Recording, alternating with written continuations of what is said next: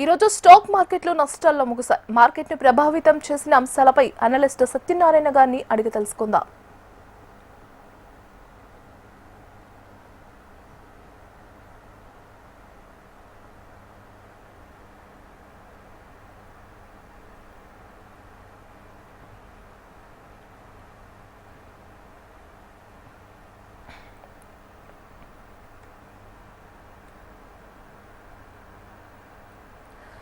Good afternoon, sir.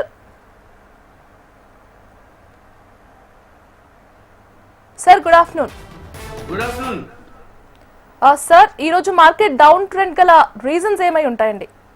Okay, ఇవాళ మంగళవారం weekly expiry ఉంది. ఇప్పుడు అందుకని కొంచెం మార్కెట్లు డౌన్లో జరుగుతున్నాయి. డౌన్లోనే క్లోజ్ అయ్యే అవకాశాలు కనపడుతున్నాయి.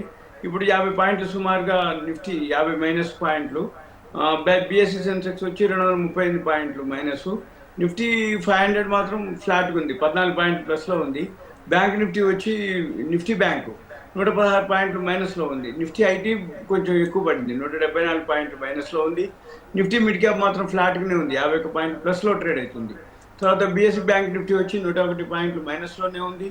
నిఫ్టీ 200 1 పాయింట్ మైనస్లోనే ట్రేడ్ అవుతుంది, ఫ్లాట్ అది కూడా.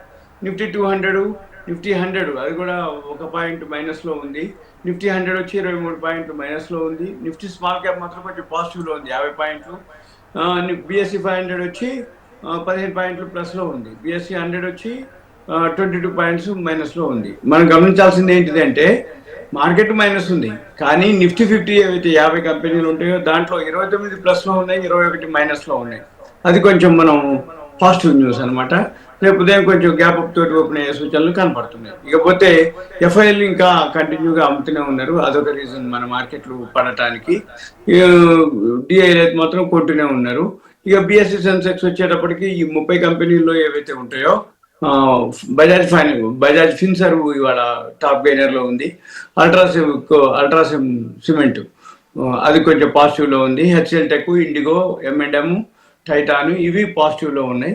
ఇవి 30 కంపెనీల్లో 20 ప్లస్లో ఉన్నాయి, 10 మైనస్లో ఉన్నాయి. కాబట్టి మార్కెట్లు ఓవరాల్గా పాజిటివ్. కానీ సెన్సెక్స్ పరంగా కానీ వీక్లీ ఎక్స్పైరీ పరంగా కానీ ఇవాళ కొంచెం డౌన్లో క్లోజ్ అయ్యే అవకాశాలు కనపడుతున్నాయి. మరి సార్, రేపటి సెషన్కు రీటైల్ ఇన్వెస్టర్లు, ట్రేడర్లు ఎలాంటి స్ట్రాటజీ అనుసరించాలి? ఓకే, రేపు పాజిటివ్లోనే ఓపెన్ అయ్యే సూచనలు కనపడుతున్నాయి.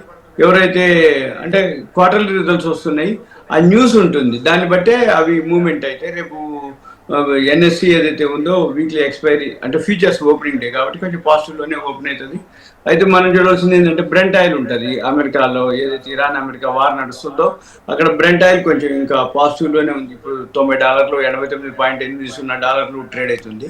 అందుకని కొంచెం అది నెగిటివ్ న్యూస్. గోల్డ్ సిల్వర్ కొంచెం పాజిటివ్లోనే ఉంది. గోల్డ్ 1.5% పెరిగింది, సిల్వర్ వచ్చి ఒక 4% ప్లస్లోనే ట్రేడ్ అవుతున్నాయి. అయితే ఏషియన్ మార్కెట్లు ప్లస్లోనే క్లోజ్ అయినాయి. యూరోపియన్ మార్కెట్లు ఇప్పుడు ప్లస్లోనే రన్ అవుతున్నాయి. ఇప్పుడు ఇక మన మార్కెట్లు కొంచెం మైనస్లోనే క్లోజ్ అవుతున్నాయి. మనం చూడవలసింది ఏంటంటే సింపుల్గా ఎవరైతే వీడియో చూస్తున్నారో వరల్డ్ మార్కెట్లు అన్నీ పాజిటివ్లో ఉన్నాయి, మన మార్కెట్లు మైనస్లో ఉన్నాయి, అంటే కొనుక్కోమని అర్థం. వరల్డ్ మార్కెట్లు అన్నీ మైనస్లో ఉంది, మన మార్కెట్ ప్లస్లో ఉంది, అమ్ముకోమని అర్థం. ఇంతే. ఇక బ్రెంట్ ఆయిల్ చూసుకోవాలి, ఇరాన్ అమెరికా వార్ ఏమవుతుంది, చర్చలు ఏమవుతుంది. బ్రెంట్ ఆయిల్ పెరుగుతూ వచ్చింది అంటే మార్కెట్ నెగిటివ్ అనమాట. గోల్డ్ కానీ సిల్వర్ కానీ నెగిటివ్. కానీ ఇప్పుడు బ్రెంట్ ఆయిల్ పెరుగుతూ వచ్చింది, గోల్డ్ పెరుగుతుంది, సిల్వర్ కూడా పెరుగుతూ వచ్చింది. అన్ని మిస్ మ్యాచ్ అవుతున్నాయి. ఎందుకు మిస్ మ్యాచ్ అవుతున్నాయి అంటే అక్కడ కొంచెం అడ్జస్ట్మెంట్లు ఉంటాయి, షార్ట్ కవరింగ్ ఉంటుంది, అక్కడ ఫీచర్స్ అండ్ ఆప్షన్స్ ఎక్స్పైరీలు ఉంటాయి. దాన్ని బట్టి ఇవి మూమెంట్ ఉంటుంటాయి అనమాట. అది గమనించాలి, అవి చూసుకోవాలి.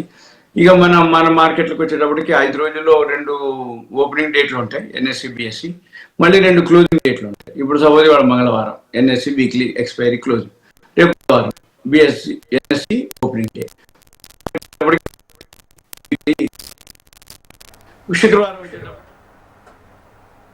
ఫ్యూచర్స్ ఓపెనింగ్ డే, మళ్ళీ వీకెండ్, శని ఆది సెలవు, మండే మాత్రం న్యూట్రల్ డే. ఇది గమనించాలి. So thank you for the updates, sir.